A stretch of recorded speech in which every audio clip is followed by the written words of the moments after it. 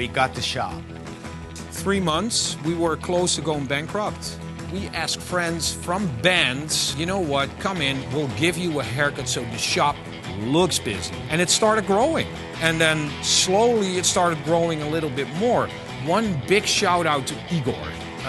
Igor was the guy at the start of Schorem. He was the third guy, but he told us, you have to go on Facebook. It was the haircuts that brought everything together, right? I think that was the only thing that we were serious about, the haircuts. The rest was all a big laugh. What we underestimated is we were known as the Pompadour guys. So we told clients, no, we only do classic haircuts. But the problem was, of course, that the clients didn't know haircuts. So we had to find a solution for that. Let's make a menu. We made the posts for the shop. It became a huge success. And I'll never forget that this was the very, very first time that we went viral. This exploded on the internet. This was maybe in a time where the word viral was not really viral. The meter of the followers went up from like 10,000 to 100,000 in 2 weeks just because of these posters. We sold 35,000 each of them. So that means 70,000 posters are in this world. That means 35,000 barbershops have them. Wow.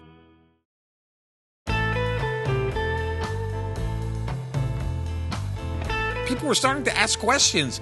What's up with that Reuzel pomade? Where can I get that? Where can I get it? Reuzel was a hoax. We put the Reuzel can on that poster. Which did not exist yet. We were working on it, and I ordered beeswax, and then I was in the kitchen trying to make our Reuzel pomade. It just didn't work. No, it didn't work. It was horrible. Like 3 months later, I got a phone call from David, and he said, like, listen guys, I can help you with that. After that phone call, he invited us to the US. We went to Boulder, and then we had to go to the office, and we had to talk products. We sat at Rob Wilcox's office. So in that meeting, they said they want to call it Reuzel, and I said, well, what does that mean? And they said lard, and they were rifling there. All of a sudden, he's digging through his bag, and I'm hearing clanking, and they said, oh, no, we've got our cans done. And I'm like, you have your cans done? And they pulled out of their bag, literally, I actually have the can right here from the meeting, and he pulled out and he said, we want to put a pig on the can. I know. And he was looking at us. Because of their enthusiasm, and I was like, man, this could work. We believed in it so much. People are gonna buy this.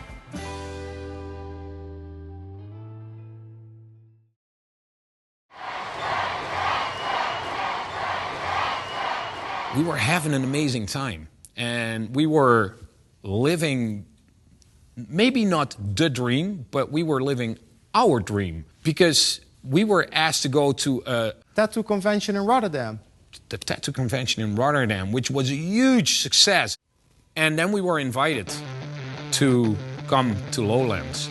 And I know that we were like, oh man, that's gonna be really cool, you know? Take the shop onto the road. It was like a mini shop. The road shop.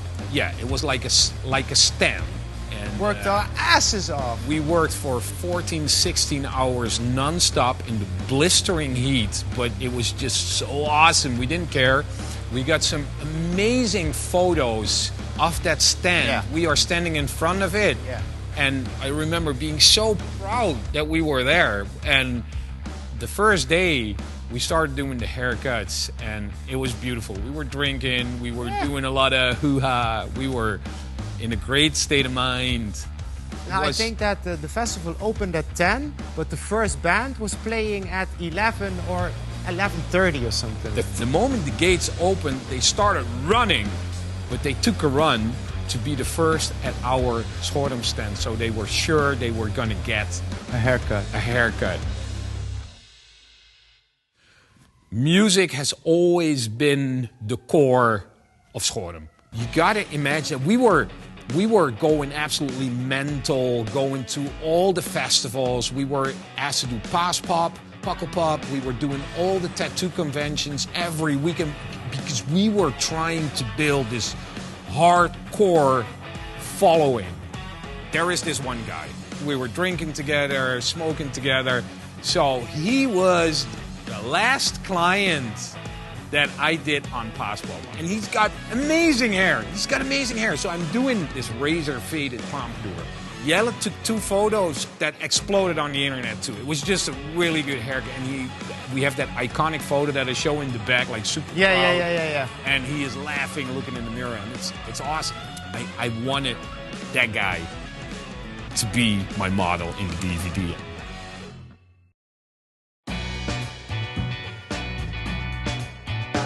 They called the shop. It was not an email. We were invited to De Wereld Draait Door, as the world turns, which is the biggest TV show in the Netherlands. Biggest, yeah. So I picked up. It was, hello, can you be there tonight? We were there. I brought my little flask because I was so nervous. So I was like doing little shots of Jack before we had to get on. The second we got off air, our website exploded. The next day, we went to the shop, and there was a line outside. And I think that was like the first time we had an 8-hour line outside. I think so. And we thought that was only going to be for a day. But then the day after, the same thing happened. And again in the rain. People would not leave, even if it was raining. For a haircut.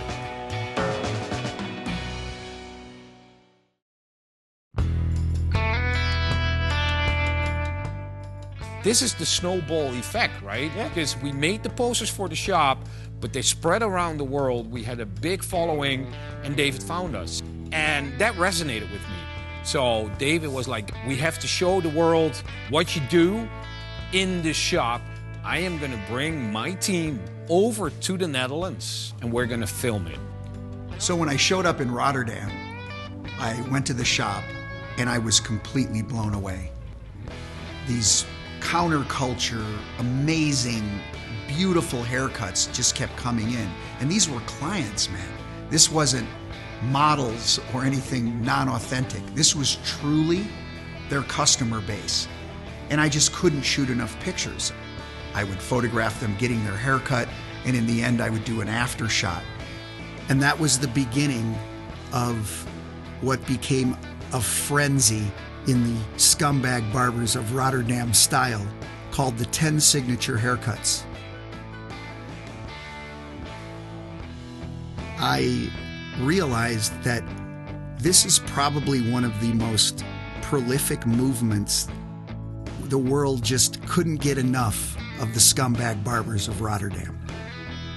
This is the one. Yeah, I haven't seen this video in forever. This is the one. This is the first real viral video that we ever did. This went pretty crazy. This video has gotten more views probably than any other haircutting video online. I think it's at like 50 million or something. I wanted that guy to be my model in the DVD. It looked amazing. So I gave him the haircut. I mean, sometimes you just have the perfect model for a certain haircut.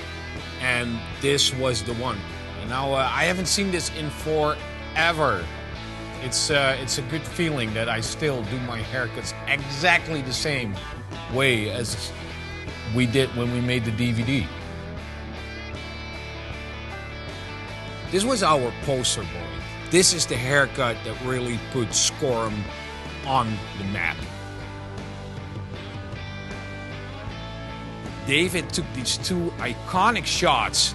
It went all around the world. Everybody was talking about the razor faded Pompadour. I know that DVD, when it came out, that changed everything.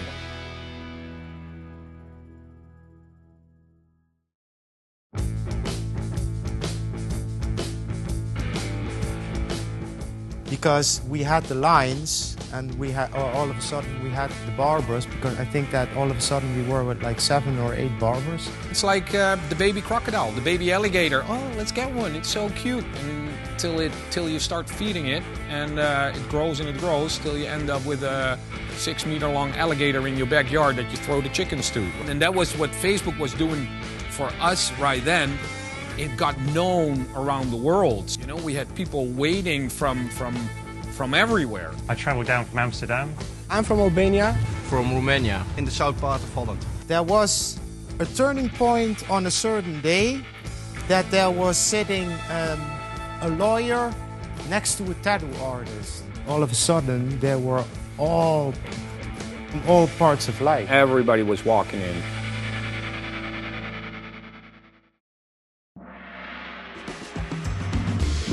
What I think is beautiful is that we were watching our VHS tapes, Fidel Sassoon, when we were 16. We were living in our squat. And we were watching them over and over again. And now we got messages from people that were watching that DVD over and over again, asking us questions on the internet. It was beautiful. Then we ended up with a huge interview and the front page of Behind the Chair magazine, America's biggest hair magazine.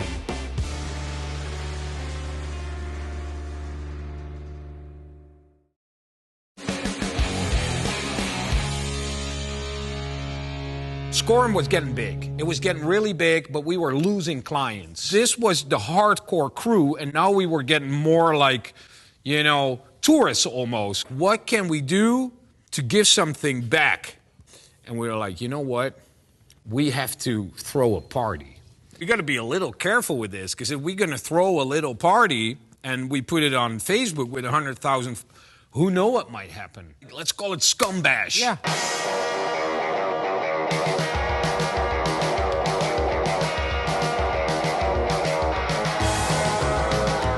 Try to imagine throwing a party for 5 years. Scumbash was our attempt at creating a festival and celebrating the community and the culture. You're doing it for the people, man, and I think that the backbone of Schorem It's music. It's music. If the haircuts are the soul, then I think Scumbash is the heart of everything that we did.